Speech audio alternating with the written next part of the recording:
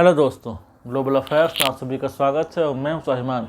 ये जो video clip आपने देखी with the video credit of Hindustan times, इससे आप लोगों को पता चलता है कि ग्राउंड में पाकिस्तान आर्मी की क्या पोजीशन है और तालिबान के सामने वो कितनी कमज़ोर और बेसहारा महसूस कर रही है।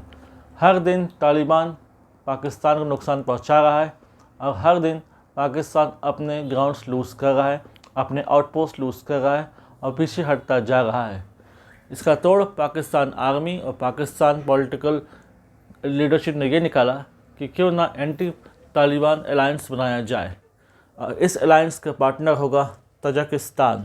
जी हाँ, तजाकिस्तान एक सेंट्रल एशिया का देश है जहाँ पर एंटी तालिबान इंस्टेंस रहा है एक समय से, लेकिन जब दोबारा तालिबान सरकार में आए 2021-22 में दोबारा जब वो अफ़गानिस्तान आए, तब एक प्रकार की अंडरस्टैंडिंग डेवलप हुई बिटवीन तजाकिस्तान एंड अफ़गानिस्तान कि हम अब पुरानी बातों को भूलकर एक प्रकार से म्यूचुअल अंडरस्टैंडिंग के थ्रू नॉर्मलाइज करने की कोशिश करते हैं अपने संबंध। यानी कि अब ऐसी पॉसिबिलिटी नहीं है कि तजाकिस्तान दोबारा आपको एक रूम देगा जहां पर आप एंटी तालिबान अलायंस बनाएंगे और लड़ाई होगी।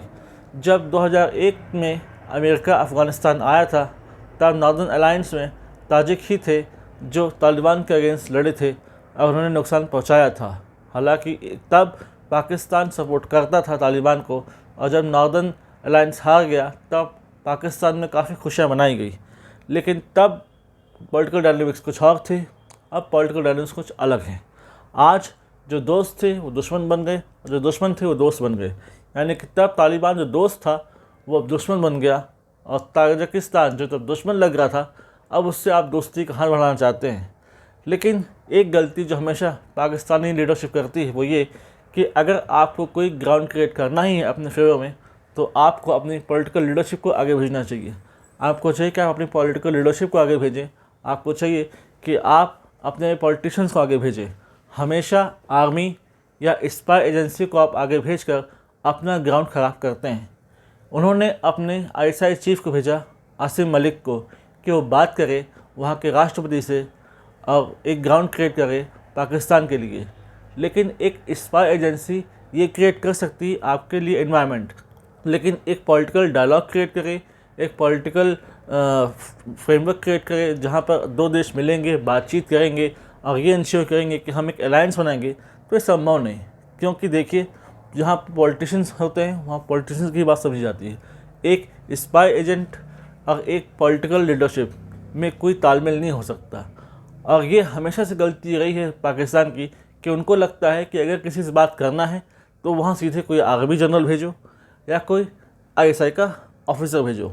जब अफ़गानिस्तान में तालिबानी आए तो उन्होंने एक आर्मी के आदमी को भेजा, ISI चीफ को भेजा वहाँ बात करने के लिए पॉलिटिकल लीडरशिप से। बात बिगड़ गई और 1-2 साल में ही संबंध दोबारा ख़राब हो गए। उनको लगा कि सब कुछ अंडर कंट्रोल है, लेकिन समस्याएं बढ़ती गईं और तालिबान के साथ पाकिस्तान संबंध ख़राब होते गए और धीरे धीरे TTP के अटैक के कारण संबंध और ख़राब हो गए और दोनों के बीच आज ये स्थिति है कि युद्ध हो रहा है। ताजिक मूल के लोग अफ़गानिस्तान में पाए जाते हैं, तजाकिस्तान में पाए जाते हैं। बहुत से ताजिक मूल के लोग तालिबान के लड़ाकों के रूप में भी काम कर रहे हैं। इसलिए इसकी संभावना कमज़ोर है कि तजाकिस्तान इमोशनली, पॉलिटिकली, इकोनॉमिकली किसी भी तरीके से पाकिस्तान की इस मामले में सहायता करे, क्योंकि वैसे भी एंटी तालिबान अलायंस बनाना अब उतना आसान नहीं। तालिबान के एम्बेसडर ने चाइना में भी अपने क्रेडेंशियल्स शी जिनपिंग को सौंपे। यानी कि चाइना में भी अब तालिबान का एक स्थायी ऑफिस बन गया है और चाइना और तालिबान का भी अपना एक म्यूचुअल अंडरस्टैंडिंग हो गई है। इसलिए ये भी संभव नहीं कि चाइना से कोई विशेष मदद मिले, और चाइना भी नहीं चाहेगा कि इस मामले में सेंट्रल एशियन रिपब्लिक्स या चाइना का कोई इन्वॉल्वमेंट हो, क्योंकि एक म्यूचुअल अंडरस्टैंडिंग उनकी बन चुकी है। तो कोई झगड़ा मोड़ लेना या पॉलिटिकल स्किर्मिश के लिए चाइना तैयार होगा नहीं। इसलिए ये बात भी बहुत कठिन बनती जा रही है। इसलिए ताजिक और पाकिस्तान का ये अलायंस होना कठिन है, खासकर तब जब कि पॉलिटिकल लीडरशिप बात नहीं कर रही है और सिर्फ स्पाई एजेंट्स बात कर रहे हैं और स्पाई एजेंसीज आपस में बात कर रही हैं। इसलिए ज़रूरी है कि पॉलिटिकल लीडरशिप को आगे आना चाहिए और पॉलिटिकल लीडरशिप को समझना चाहिए कि कहाँ पर उनकी ज़रूरत है और कहाँ पर स्पाई एजेंट्स या आर्मी की ज़रूरत है। ये गलती हमेशा से पाकिस्तान ने की है, जिसका उसे हमेशा से खामियाजा भुगतना पड़ा है। इससे रिलेटेड कोई इंपॉर्टेंट इन्फॉर्मेशन आती है, I will make a dedicated in this regard. Thanks for watching. जय हिंद, जय भारत।